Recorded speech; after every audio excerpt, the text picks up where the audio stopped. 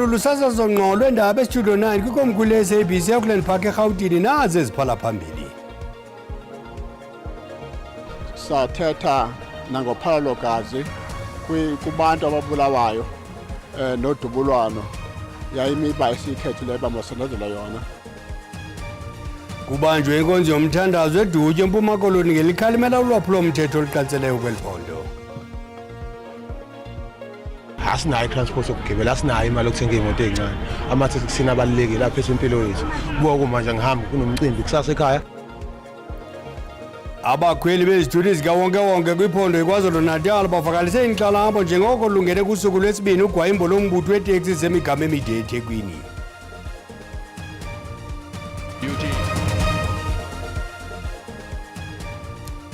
Sandiqonda ndaphethela kwezocolo lwemivundla mulwenonke apha ekhaya ndingaphosisanga maseko mandikhawule ndiwarhuqa. Imibutho emininzi engekho phantsi kukarhulumente, amapolisa, iinkokheli zemveli neenkokheli zakwalizwi ibambe inkonzo yomthandazo eDutya eMpuma Koloni ngenxa yamaqondo aphezulu obundlobongela kulo mmandla. Imbubhiso yesininzi, iziyobisi, ukusetyenziswa gwenxa kotywala nokhuseleko lwabasetyhini nabantwana zezinye zeengxaki abajongene nazo abahlali. Iinkcukacha-manani zakutshanje zibonisa ukuba ukususela ngoJulayi ukuya kutsho ngoSeptemba walo nyaka lwehle ngomyinge ongaphezu kwesihlanu ekhulwini ulwaphulo-mthetho lucwangcisiweyo. Kodwa ezo nkcukacha-manani zililize kuluntu oluhlala lubona impalalo-gazi phantse yonke imihla. Ngozi zendlela sathetha nangophalo-gazi kubantu ababulawayo nodubulwano yayimiba esikhethile bamasonozela yona. Siyathandazela futhi nokuxhatshazwa kwabantwana nabantu abangomama. Abazibandakanye kulo mthandazo bakholelwa ukuba iintsapho, amaziko emfundo kunye nenkolo zinendima enkulu ezinokuyenza ekulweni ulwaphulo-mthetho. Abantu besintu kukho amasiko alapha ekhaya esiye siyazi uba simbhude ngesiko elithile, yiyo le nto angevayo. Isonto yiyona into uNkulunkulu asinikeze yona ukuba izise ushintsho emphakathini. Ngaphandle kwesonto libe endaweni eright or lime esimeni esiright, kuqhubeka kuba neyinkinga emphakathini. Ukusaba uNkulunkulu. Lo mthandazo ubanjwa xa kanye eli liphawula iintsuku ezili-16 zephulo lokulwa ulwaphulo-mthetho olujoliswe kumanina nabantwana. Abantu basezilalini nabazizisulu zolwaphulo-mthetho baphila ubomi bentshontsho. We're encouraging abantu into kokuba that mabangathuli, mabathethe. That is why namhlanje xa kulonje 16 days sithi ngoku kwanele into ba abantu mabathule, mabahamba abantu babheke epolice station. Abahlali baliqhwabela izandla liphulo, abanye bethembisa ngokwenza utshintsho kwiindawo abahlala kuzo. Impuma Koloni ikhe yasisigqubu sezenzo zokubulawa kwabantu abaliqela ngaxeshanye. Abahlali bakhuthaziwe ukuba basebenzisane namapolisa ukufumana abophuli-mthetho. Kwiindaba ze-SABC ndingufundiswa Mhlekude eDutywa. Abakhweli beeteksi kwiphondo iKwaZulu-Natal bavakalise inkxalabo njengoko lungene kusuku lwesibini ugwayimbo lombutho weeteksi zemigama emide eThekwini. Amakhulukhulu abakhweli beeteksi ashiyeke embanguza ukukuze emva kokuba abaqhubi beeteksi bekhwayimbili emva kokuxuthelwa iiteksi ngenxa yelayisenisi. To 6 kwasha u12 manje load transport empangeni bebalekile kakhulu kunomcimbi ezihlobeni. Wela sinayo imali yokuthenga imoto ezincane. Amatheksi kusina abalulekile lapha empilo yethu. Kuba manje ngihamba kunomcimbi kusasa ekhaya ngisengiyolanda ingane yami. Uhulumeni kulungile lento ayenzayo uyasichaphaza. Ukukhathazeka bekubhalwe ebusweni kubagibeli bamatekisi abanye usuku lwesibili bebuyela bethi bazogibela bafice khala ibhungezi. Osomatekisi abangaphansi kweDurban Long Distance Taxi Association bamisa ukusebenza ngoLwesihlanu. Bakhala ngezimvumo zokusebenza nabathi ungabi nayo kholela ekutheni amaphoyisa omgwaqo asebenza ngaphansi kohlelo Operation Chanela babopha izimoto zabo kanye nabashayeli. Kuyimanje bathi angaphezulu kwama-80 amatekisi asePhawundini. emsebenzini. Lesiteleka sesiphazamise nososeshini bakwezinye izifundazwe. Lisiphazamisa ngoba if le moto ilayishile bayibambile isuka from eMpumalanga izala kusokola wona umthetho kusokola bona abagibeli so lokho nathi kusiphatha kabi. Abagibeli bathi bakhathazekile nangesimo sezokuphepha ngenxa yokuthi abanye abazi ukuthi bazophuma babheke kuphi. Koleni le Eastern Cape esikoleni namhlanje irecipe ivala so sasuka izolo ebusuku ke hlala empangeni masifika lapha kuthiwa amatekisi awekho asinayihlobo la futhi umuntu kumele elalelana namhlanje emgwaqeni asasenze nje akukho la isizolala khona into race isixoshiwe namhlanje i-30 nayi recipe siyaphuma namhlanje siyacela abantu uhulumeni ukuthi akadedele imfuno zabo khona siwazi emakhaya. Umnyango wezokuthutha sifundazweni usamile ekutheni osomatekisi ibona bangazilanda izivumo sesikhishiwe. Ama-permit akhona angaphezulu kwa-5,000 ingakho nje kwaze kwanxuswa ama-operators ama-taxi operators ukuthi ezazolanda ama-permit ngama-permit a-aplayelwa ngo-2019 amanye a-aplayelwa ngo-2020 akusystem. Akakacaci ukuthi lesiteleka singase siphele nini. Kundaba ze-SABC ungahenda Mhlongo eThekwini. Eminye imibutho yoluntu iyalichaza inyathelo likarhulumente lokwenza ibe lulwaphulomthetho ukuhlala ngenkani kumhlaba karhulumente. Isebe lokuhlaliswa koluntu libhengeze ukuba liyawuhlaziya umthetho wokuhlalwa ngetshova komhlaba oluntu izindlu njengenxalenye yenzame zokulwa ukuhlalwa ngenkani komhlaba. Umbutho ongekho phantsi kwarhulumente eKapa undifuna ukwazi uthi sele ikhona kakade imithetho equbisana noko akho mfuneko yokwenziwa komnye umthetho. Ukuhlaliswa koluntu lithi izixhobo ezikhoyo ukuqubisana nokuhlalwa komhlaba ngokekho mthethweni zinomthwalo ongaphezulu kwaye zimenqo kodwa nangona kunjalo lithi liza kuqhuba lizisebenzisa de le mithetho ihlaziwe. We will go backwards and investigate where houses have exchanged hands illegally so and on that basis deal with the culprits that we find and we will institute as directed by the minister a countrywide investigation. Ongekho phansi karhulumente undifuna ukwazi awuhambisani nokuhlaziywa kwalomthetho. Section 26(3) of the Constitution states that evictions or demolitions can only take place with an order of the court. And the legislation enacted to give effect to this right is the Prevention of Illegal Eviction from an Unlawful Occupation of Land Act of 1998. Uthi inguqu ezicetywayo ziza kubuyisela umva oko sekuzuzwe phansi kwedemokrasi.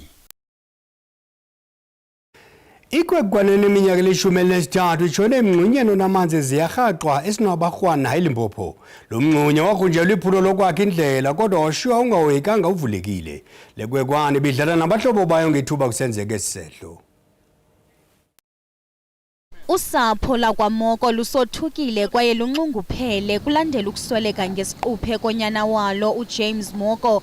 Le nkwenkwane eminyaka eli-13 itshone emngxunyeni onamanzi nowugrunjelwe iphulo lokwakha indlela ze yarhaxwa.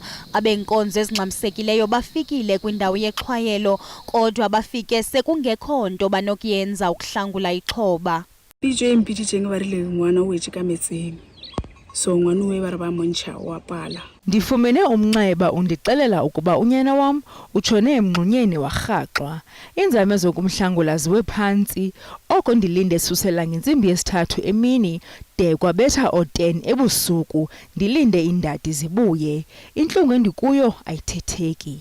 Abahlali kule lali bathi lo mngxunya uyingozi kakhulu kuluntu nakwimfuyo. It seems like the municipality doesn't bother or even worry about what's happening in our community, because if you can see, the trench is almost between 8 and 12 meter depth. So how can you cope with such depth in a community just less than 500 meters from the village? Because children are playing here and then there's no security here. They don't worry about coming to the community and doing the preparations for safety measures here. This is not the first incident. It happened last year. There's someone who died Not wrong, it was an apostolic things, they were baptizing each other, but she died or he died. Year before last year, there was another one, he died. Before that one, 2 years back, we've got 2 people who died. Ultimately, we are talking about 5 people who died here without any action from the municipality. Ukanti umasipala waseBlowbay kubikelwe ngesisehlo kwaye uvakalise ukuba uza kuthumela igqiza liyokuphanda ngesisehlo. Kwalapha izindabeni bakhalela ungakhathalelwe lisebe lezemfundo eMpuma Koloni abazali babafundi besikolo samabanga phezulu ikhulaphondo kwaBhaca eMpuma Koloni kodwa kuqa masithuma umntwana evenkileni.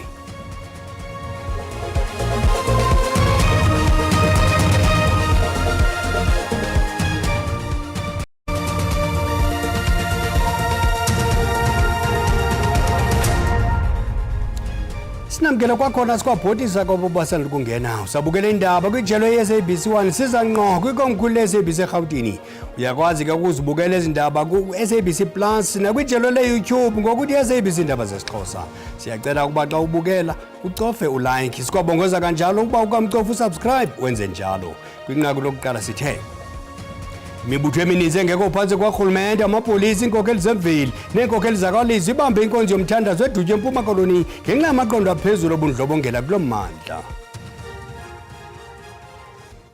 Abazali kwisikolo samabanga aphezulu ikhulaphondo kwaBhaca bathi baziva bengahoywanga lisebe lezemfundo eMpuma Koloni batyhola ngelithi oko sibhidlike esi sikolo besithi amagumbi aso okhiwa kwiminyaka ephantsi yafikelela kwengamashumi yadlulayo. Iminyaka esisikolo sisaziwa njengeMount Horeb. Esisikolo sadityaniswa nezinye baze bathenjiswa ukuba sokwakhiwa. Abahlali bafakalisa inqumbo nanjengoko kutshintshwe igama kunye nendawo ebesizokwakhiwa kuyo.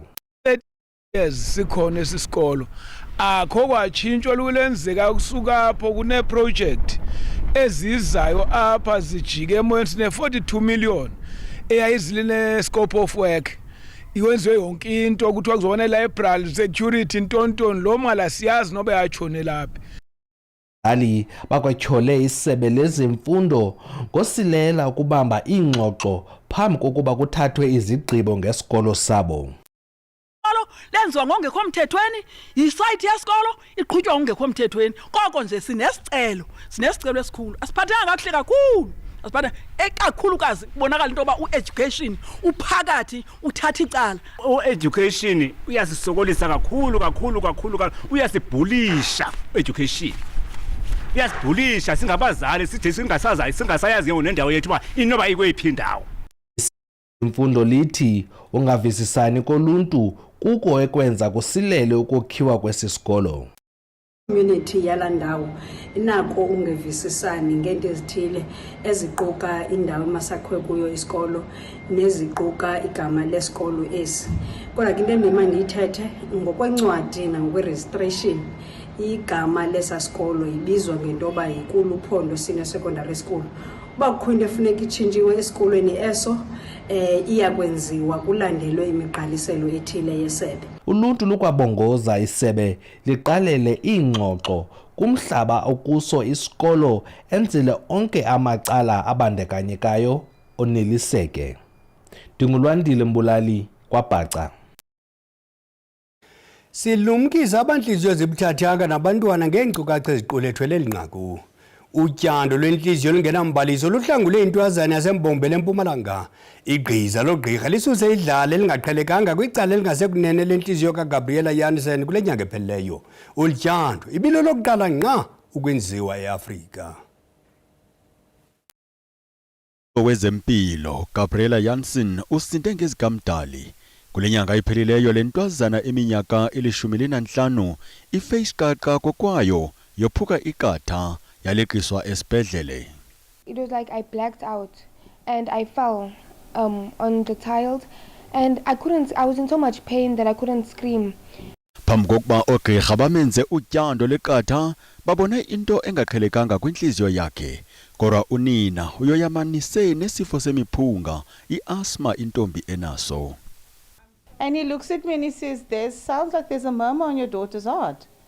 And I say to him, oh, you know what, I'm just here for 1 plate, 2 screws. Quick operation, we need to go home.